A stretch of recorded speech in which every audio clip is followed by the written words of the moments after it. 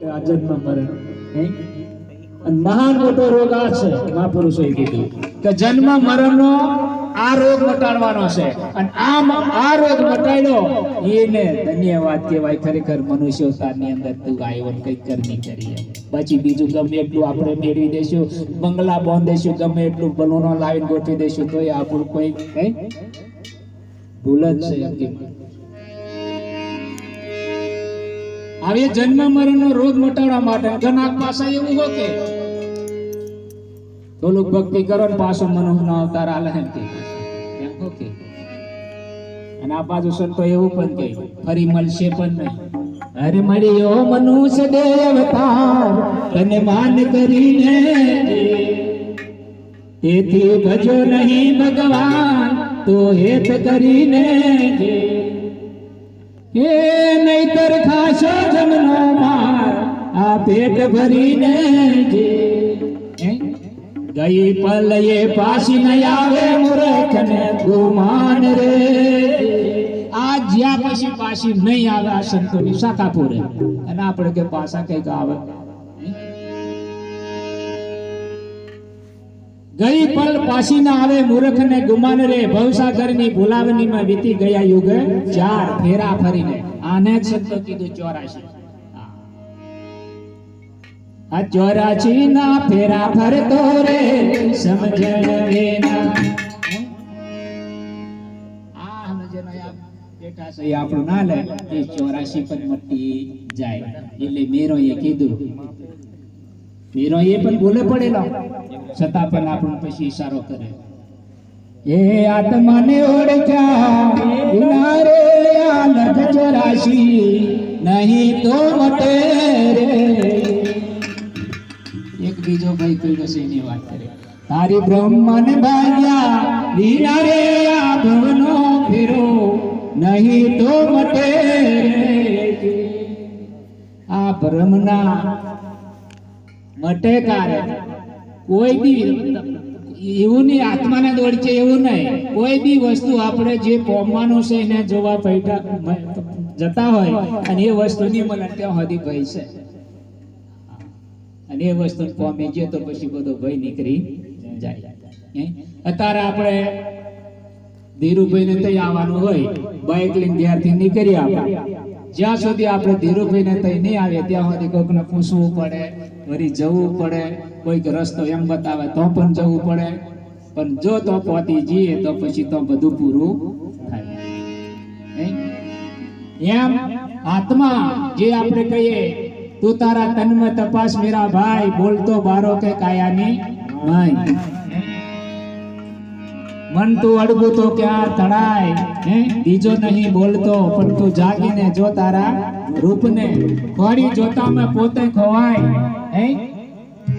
આપણે ખોરવા જઈએ તો પોતે ખોવાય છે. એટલે પોતાને ઓળખી લેવાની જરૂર છે. પણ એ પોતાને પોતે ઓળખાતું નથી. ગુરુ પાસે જવું પડે, તન મન ધન ચોથું શેષ ગુરુ મહારાજને અર્પણ કરવું પડે અને પછી કઈક રે અહીંયા આપણી સુરતા લાગે ને તો પછી આ મેર પડે. અમસે બાચી મેર પડે નહીં. એટલે હરજીવનદાસ બાપુ એની પણ વાત કરી કે ગાયલું ગાવામાં ઘટોગનો દુઃખ છે, ગયલું કરવામાં ચિત્ત પરવો. તન મન વાણીને બાદ કરી શેષ રહે અને સેવો. ભાઈ જુઓ દેહમાં વચન એક દીવો, એને સત મત નિત્યથી તમે સેવો. ગાયલું ગાવામાં ગોટો દુઃખ છે પણ આજે અમે કહ્યું છે શબ્દ મૂક્યા છે એમાં ચિત્ત પરવો. એટલે શું કે છે બાપુ આગળ, એ આંબા પર ચડવો અને કેરી ઉતારો. તમે સિદ્ધને ફોફો છો પાલો, આ સર્વે સાધના પાલા જેવી માનજો. હરિનામ ને સમજો તે મારો વાલો.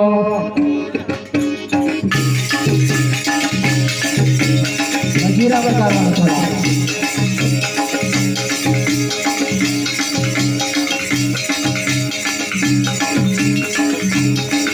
હરિનામ ને સમજો મારો વાલો. હરે હરિનામ નો એક તમે ધાલો. ભાઈ રે હરિનામ નો એક તમે ધાલો. ભાઈ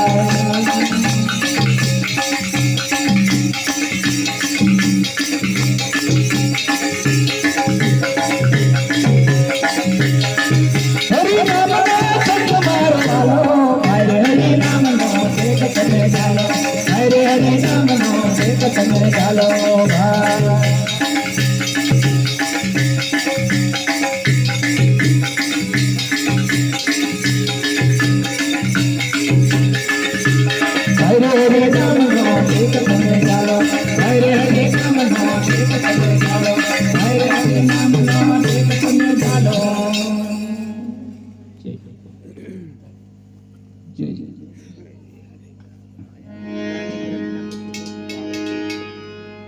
શું કીધું બાપુ ઓંબા પર ચડવું અને કેરી ઉતારો સિદ્ધને ફોકસો પાલો સર્વે આ પાસો એમાં હો કે જે તમે કરો એ બધી આવી જાય બધી સાધનામાં આવી જાય ઓંબા પર ચડવું ને કેરી ઉતારવું સિદ્ધને ફોકસો પાલો સર્વે સાધના પાલા જેવી માનજો હરિ નામને સમજ્યો એ મારો વાલો આવી વાલા બનવું હોય ને નક્કી કરવું હોય તો આ મહાપુરુષો કહે છે ઈશારો આપણે સમજવો પડે પણ હજુ આપણે પાલામાં જ કદાચ ગુચવાતા હોય તો પેલો વાલો જાય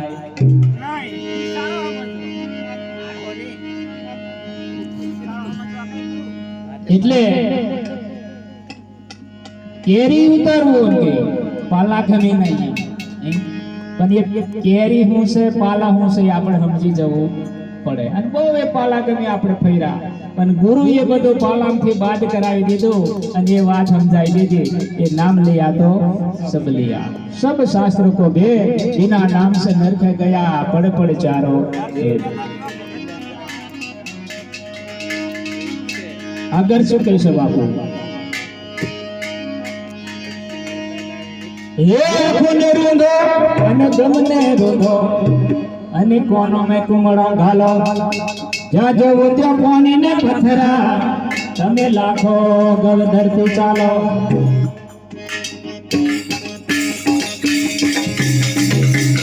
હજીરા